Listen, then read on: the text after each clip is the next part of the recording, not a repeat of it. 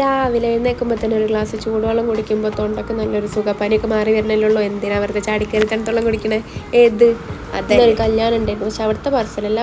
പോണം മുന്നേ ഇന്നെ സെറ്റിലാക്കിയിട്ട് ഒരു കല്യാണത്തിന് പോയി. ഇമ്മയും ഇപ്പയും പോയിട്ടുണ്ടായിരുന്നു. ഒരു രണ്ടാളും പോയി. അവിടുന്ന് തിരിച്ചു വരുമ്പോൾ കൊണ്ടുവന്ന ബിരിയാണി അല്ല കേട്ടോ. പോണം മുന്നേ എനിക്ക് ഇവിടുന്ന് വാങ്ങി തന്നിട്ടുണ്ടേനി. നല്ലത് പറയാലോ, ബിരിയാണി 10 പൈസക്കില്ലേനി. പക്ഷെ കഴിച്ചാലോ പറ്റും, അഡ്ജസ്റ്റ് ചെയ്ത് കുറേയൊക്കെ കഴിച്ചു. ബാക്കി എന്തായി, ബാക്കി വേസ്റ്റായി, കളയാൻ പാടില്ല. പക്ഷെ എന്നാലും കളയേണ്ടി വന്നു.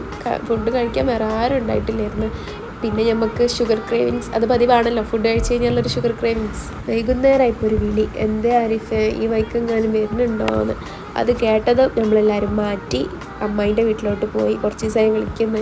അപ്പോൾ എന്തായാലും ഞാൻ ലീവായതിനെ കൊണ്ട് അങ്ങോട്ട് പോകാമെന്ന് വിചാരിച്ചു. നമുക്കൊരു ഫാമിലി മീറ്റ് കഴിഞ്ഞായിരുന്നു 1-ാം തീയതി. ഞാൻ അതിൻ്റെ ഷോർട്സ് അപ്ലോഡ് ചെയ്തു. അന്നത്തേക്ക് വേണ്ടി നമ്മളൊരു കൊച്ചു കലാകാരൻ ഉണ്ടാക്കിയ ഒരു ചാർട്ടായിരുന്നു അത്. പക്ഷേ അത് നമുക്ക് എടുക്കാൻ മറന്നുപോയി. നല്ല ഫ്രഷ് മാംഗോ ജ്യൂസും കുടിച്ചു. അങ്ങനെ തിരിച്ച് നമ്മൾ ബൈക്കിൽ ട്രിപ്പിലടിച്ചു പോയി.